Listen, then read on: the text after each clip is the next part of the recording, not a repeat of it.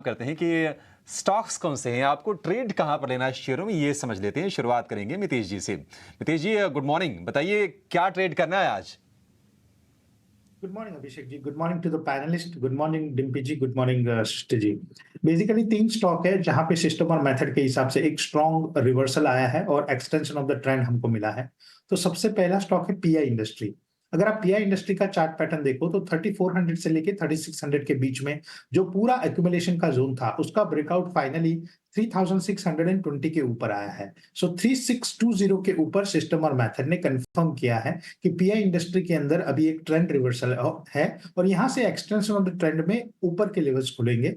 तो pi industry by करना है 3305 के स्टॉप लॉस से। टारगेट रहेगा 4050 का, 4050। दूसरा है रेमंड। अगर आप रेमंड का भी चार्ट पैटर्न देखें तो बिटवीन 1700 एंड 1820 बहुत ही स्ट्रॉन्ग एक अक्यूमुलेशन हुआ है और यहाँ पे आवरली और डेली और वीकली चार्ट के ऊपर एक स्ट्रॉन्ग कंफर्मेशन मिला है अबोव 1840। स्टॉक जो है उसका क्लोज है 1855। तो यहाँ पे 1670 के स्टॉप लॉस से खरीदारी करनी है। टारगेट रहेगा 2041। और last but not the list is SRF. SRF में बहुत ही लंबी कंसोलिडेशन के बाद और फॉल्स ब्रेकआउट आने के बाद एक बहुत ही स्ट्रॉन्ग रिवर्सल कंफर्मेशन हुआ है from the bottom of the pyramid. तो हमें लग रहा है कि यहां से एसआरएफ में अगले 6 से 9 महीने में बहुत ही एक स्ट्रॉन्ग री रेटिंग होगी और स्टॉक बहुत ही अच्छी तरीके से सरप्राइज करेगा। तो 2350 के ऊपर, 2350 के ऊपर ये कंफर्मेशन ऑफ द ट्रेंड मिला है बेस्ड ऑन सिस्टम और मेथड। तो 2147 के स्टॉप लॉस से आपको एसआरएफ लेना है। पहला टारगेट रहेगा 2624 और दूसरा टारगेट रहेगा 2800। ठीक है सर, आपके तीनों ट्रेड हमने नोटिस कर लिए। एक तो पीआई इंडस्ट्रीज, एक दो बार आप पहले भी नोटिस करवा चुके हैं, रेमंड और तीसरा एसआरएफ। तीनों के तीनों शेयर है, तीनों वॉलेटाइल शेयर है, तेजी से चलते हैं। आप इस पे अपना पोजिशनल लॉन्ग ले सकते हैं। टारगेट स्टॉप लॉस हमने आपके सामने स्क्रीन पर रख दिया। मेरे साथ प्रशांत सावंत भी जुड़ चुके हैं। प्रशांत जी, बहुत बहुत शुक्रिया, थैंक यू वेरी मच समय देने के लिए। एक काम करते हैं, पहले जतिन से जरा उनके ट्रेड ले लेते हैं, फिर प्रशांत जी से भी उनके सौदे लेंगे। Jatin sir, good morning. बताएं सर, आपके ट्रेड कौन से हैं।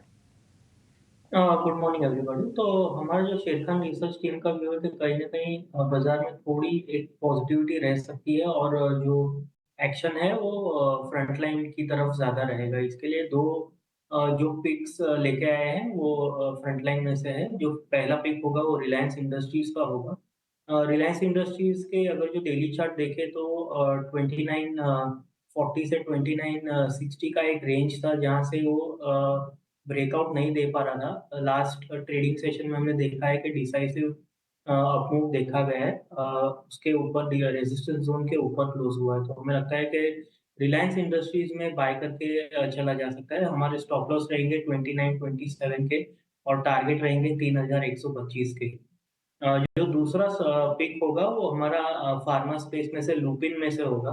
तो लुपिन में हमने देखा है कि रिसेंटली एक करेक्शन देखा है। करेक्शन 20 डे के आसपास आके फिर से एक बाइंग मोमेंटम दिखा रहा है। तो हमें लगता है कि ये जो बाय ऑन डिप की रणनीति लुपिन में काम आ सकती है। सपोर्ट पे आया है तो लुपिन में बाय करके चला जा सकता है। हमारे स्टॉप लॉस रहेंगे 1580 के और टारगेट रहेंगे 1669।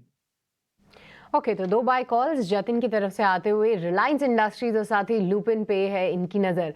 पर चलिए अब प्रशांत जी के पास भी चलते हैं और समझते हैं कौन से स्टॉक्स उनके रडार पे हैं। प्रशांत जी, गुड मॉर्निंग, बताइए अपनी पिक्स।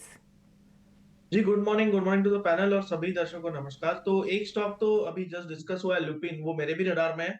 स्टॉप लॉस मेरा होगा 1590 स्पॉट 1590।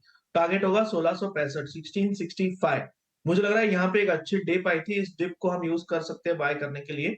और कंटिन्यूअसली इसने 20 डे वहां पे सपोर्ट लिया हुआ है, तो डेफिनेटली वो स्ट्रक्चर बरकरार रहने की संभावना है। तो मुझे लग रहा है बिल्कुल ये फर्स्ट बाय बनेगा।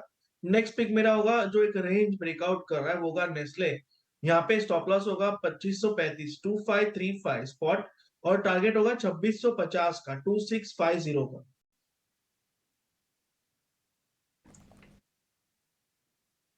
तो नेस्ले इंडिया और साथ ही लुपिन पे हमारे दो एक्सपर्ट्स की बाय कॉल आती हुई यहाँ पे आप रखिए नजर पर। सोनी, अब आपसे समझना चाहेंगे, बताइए अपनी स्टॉक पिक्स। जी सृष्टि जी, यहाँ पे मेरा टॉप पिक एक ही रहेगा आज के लिए और एक पोजिशनल प्ले ही रहेगा, वो है रिलायंस में काफ़ी अच्छा एक ब्रेकआउट आया है, फ्रेश ब्रेकआउट है ये।